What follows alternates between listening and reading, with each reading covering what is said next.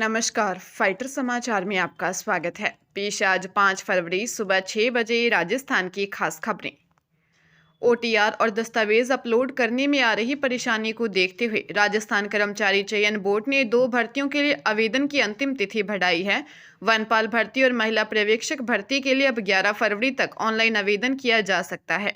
पहले वनपाल भर्ती के लिए आवेदन की अंतिम तिथि 4 फरवरी और महिला पर्यवेक्षक के लिए 5 फरवरी थी। आवेदन की अंतिम तिथि बढ़ने से अभ्यर्थियों को राहत मिली है। अभ्यर्थी बार बार चयन बोर्ड से शिकायत कर रहे थे कि उन्हें आवेदन में दिक्कतें हो रही हैं, दस्तावेज अपलोड नहीं कर पा रही हैं। बोर्ड ने आवेदकों को सलाह दी है कि ऑनलाइन आवेदन और ओटीआर की प्रक्रिया के लिए बोर्ड के दिशा निर्देशों का अवलोकन करें। साथ ही अंतिम तिथि का इंतजार किए बिना समय सीमा के भीतर आवेदन कर दें। झुंझुनू के बगड़ थाना पुलिस ने करोड़ों रुपए की ऑनलाइन ठगी करने वाले एक बड़े गिरोह का भंडाफोड़ किया। पुलिस ने 3 मुख्य आरोपियों 29 वर्षीय पंकज सिंह निवासी काली पहाड़ी बगड़, 25 वर्षीय राहुल कुमार कुमावत निवासी इस्लामपुर बगड़ और सचिन चौधरी उर्फ ड्यूट निवासी गणपति नगर को गिरफ्तार किया है। इनमें 5,000 रुपए का इनामी बदमाश सचिन चौधरी भी शामिल है। जांच में सामने आया है कि यह गिरोह कमीशन का लालच देकर लोगों के बैंक खाते किराए पर लेता था और उनमें ठगी की राशि जमा करवाता था। ये बदमाश work from home, loan fraud और ऑनलाइन गेमिंग के नाम पर लोगों को अपना शिकार बनाते थे। नेशनल साइबर पोर्टल पर मिली शिकायतों के बाद एसपी ब्रजेश ज्योति उपाध्याय के निर्देशन में कार्रवाई की गई। पुलिस अब गिरोह के अन्य संपर्कों को खंगाल रही है। नए साल का पहला विवाह सीजन बुधवार से शुरू हो रहा है, जो साल के आखिरी महीने यानी दिसंबर तक चलेंगे। इस बार कुल 61 विवाह मुहूर्त हैं, जिसमें 50 तिथि के सावे हैं और 11 अबुझ मुहूर्त रहेंगे। हालांकि 24 फरवरी से 3 मार्च के बीच होलाष्टक के चलते विवाह नहीं होंगे। मीन मलमास के चलते 14 मार्च से 13 अप्रैल तक भी वैवाहिक आयोजन नहीं होंगे। 17 मई से 15 जून के बीच ज्येष्ठ अधिक मास के कारण भी शादियों पर रोक रहेगी। ज्योतिषियों के अनुसार वैवाहिक आयोजन का पहला चरण फरवरी से शुरू हो रहा है। इसके बाद 18 जुलाई से देवगुरु बृहस्पति अस्त हो जाएंगे।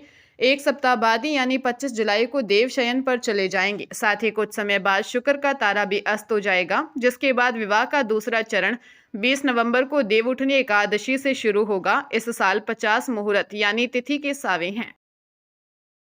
राजस्थान में 9 और 10 जनवरी को जारी हुई लेक्चरार ट्रांसफर सूची के बाद अब सिंगल ऑर्डर के जरिए तबादले निरस्त किए जा रहे हैं।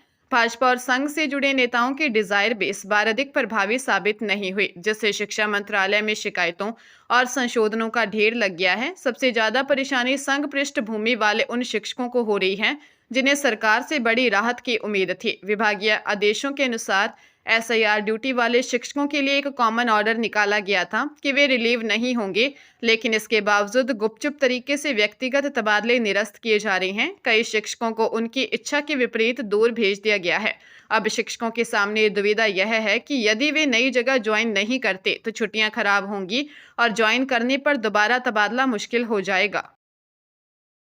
हाईकोर्ट ने 850 पदों की वीडियो भर्ती 2025 के परिणाम व उत्तर कुंजी को चुनौती देने के मामले में राज्य सरकार व कर्मचारी चयन बोर्ड से 9 फरवरी तक जवाब देने के लिए कहा है। वहीं अदालत ने संबंधित पक्षकारों से पूछा है कि क्यों न भर्ती प्रक्रिया पर रोक लगा दी जाए। जस्टिस आनंद शर्मा ने यह निर्देश करनाराम व अन्य की याचिका पर दिया। मामले से जुड़े अधिवक्ता राम प्रताप सैनी ने बताया कि प्रार्थियों ने भर्ती प्रक्रिया में भाग लिया था। भर्ती की पूर्व की उत्तर कुंजी में प्रार्थियों का उत्तर सही था, लेकिन भर्ती परीक्षा की अंतिम उत्तर कुंजी में उत्तर को बदल दिया, जबकि बोर्ड और सरकारी वेबसाइट में उनका उत्तर सही था। ऐसे में उत्तरों की जांच के लिए एक विशेषज्ञ कमेटी बनाई जाए और उसके आधार पर ही भर्ती परीक्षा के परिणाम को संशोधित किया जाए। वहीं तब तक भर्ती प्रक्रिया पर अंतरिम रोक लगाई जाए। अदालत ने मामले में सुनवाई करते हुए संबंधित पक्षकारों से जवाब देने के लिए कहा है। हरियाणा के पंचकुला जिले के रायपुर रानी तहसीलदार विक्रम सिंगला को राजस्व विभाग ने सस्पेंड कर दिया। उनका मुख्यालय अब फतेहाबाद बनाया गया है। बिना डीसी की परमिशन के वह मुख्यालय नहीं छोड़ पाएंगे। हालांकि वे फिलहाल पंचकुला एसीबी के रिमांड पर हैं। पंचकुला एसीबी टीम ने कोर्ट में 7 दिन का पुलिस रिमांड मांगा था।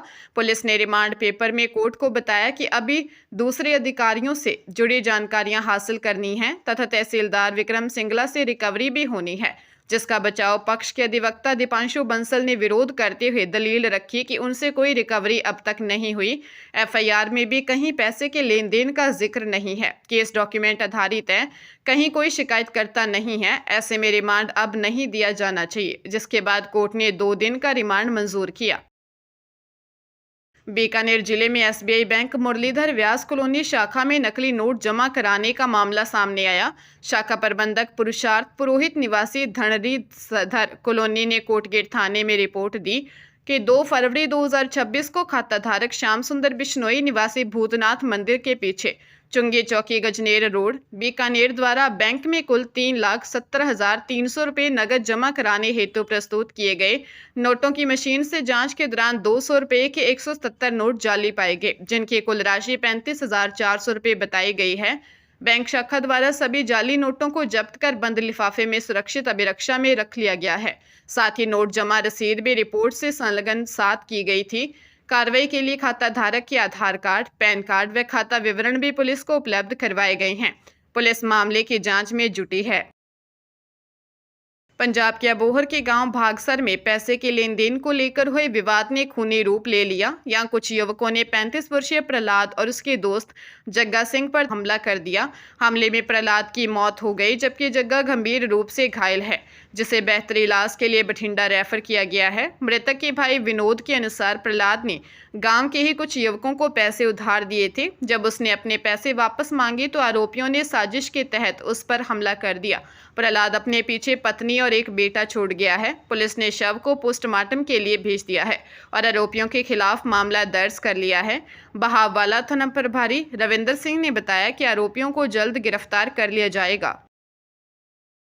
राजस्थान लोक सेवा आयोग की सीनियर टीचर माध्यमिक शिक्षा विभाग एग्जाम 2024 के विज्ञान विषय में पात्रता जांच के लिए 296 कैंडिडेट सिलेक्ट हुए हैं। इस परीक्षा में 10% से ज़्यादा प्रश्नों में 5 विकल्पों में से कोई भी विकल्प नहीं भरने पर 359 कैंडिडेट अयोग्य घोषित कर दिए गए। बता दें कि आरपीएससी ने सीनियर टीचर के 8 सब्जेक्ट की 2129 पदों पर भर्ती निकाली थी। विज्ञान सब्जेक्ट के 350 पद थे। विज्ञान विषय में ही 1,68,206 कैंडिडेट्स ने आवेदन किए थे। 9 सितंबर 2025 को 25 जिला मुख्यालयों पर हुए एग्जाम में 1,17,364 कैंडिडेट शामिल हुए। खास बात यह है कि ज्यादातर कैंडिडेट्स मिनिमम मार्क्स भी हासिल नहीं कर पाए। पात्रता जांच के बाद अयोग्य पाए जाने पर सिलेक्टेड कैंडिडेट्स की संख्या 296 से भी कम रह सकती है। ऐसे में कई पद खाली ही रहेंगे। राज्य सरकार की स्वीकृति के बाद शिक्षा विभाग में मंत्रालयिक संवर्ग के पदों का पुनर्गठन किया गया है, जिसके तहत संस्थापन अधिकारी से वरिष्ठ सहायक तक के 943 पदों में बढ़ोतरी हुई है। शिक्षा ग्रुप 1 विभाग ने इस संबंध में स्वीकृति प्रदान की है। दरअसल शिक्षा विभागीय कर्मचारी संघ राजस्थान ने शिक्षा निदेशक सीताराम जाट से मुलाकात कर मंत्रालयिक कर्मचारियों के रिव्यू पदों की स्वीकृति शासन स्तर से 3 दिनों में जारी करने की मांग की थी। अब शासन स्तर से शिक्षा ग्रुप द्वारा स्वीकृति जारी कर दी गई है, जिसके तहत संस्थापन अधिकारी के 102, प्रशासनिक अधिकारी के 164, अतिरिक्त प्रशासनिक अधिकारी के 412 पद, सहायक प्रशासनिक अधिकारी के 231 एवं वरिष्ठ सहायक के 34 पदों की वृद्धि हुई है। हालांकि कनिष्ठ सहायक के 943 पदों में कमी भी की गई है। शिक्षा विभाग में पहले कनिष्ठ सहायक के 12,814 पद स्वीकृत थे, जो अब 11,871 रह गए हैं। झुंझुनू पुलिस ने गैंगस्टर रोहित गोदारा गैंग के खिलाफ बड़ी कार्रवाई करते हुए एक सक्रिय गुर्गे को गिरफ्तार किया है। आरोपी विकास उर्फ दुबे ने पिलानी के एक कॉलेज संचालक को विदेशी नंबरों से कॉल कर 2 करोड़ की फिरौती मांगी थी। उसने पीड़ित को व्हाट्सएप पर वॉइस मैसेज भेजकर धमकी दी थी कि यदि पैसे नहीं दिए तो उसे या उसके परिवार को जान से मार दिया जाएगा। अपराधी ने चैट पर लिखा था कि समझौता कर लेना वरना अंजाम बुरा होगा। मामले की गंभीरता देखते हुए एसपी ब्रिजेश ज्योति उपाध्याय के निर्देशन में टीम गठित की गई। तकनीकी साक्ष्यों के आधार पर पुलिस ने चूरू निवासी 21 वर्षीय विकास को धर दबोचा। पुलिस अब गैंग के अन्य नामजद सदस्यों की तलाश में जुटी है।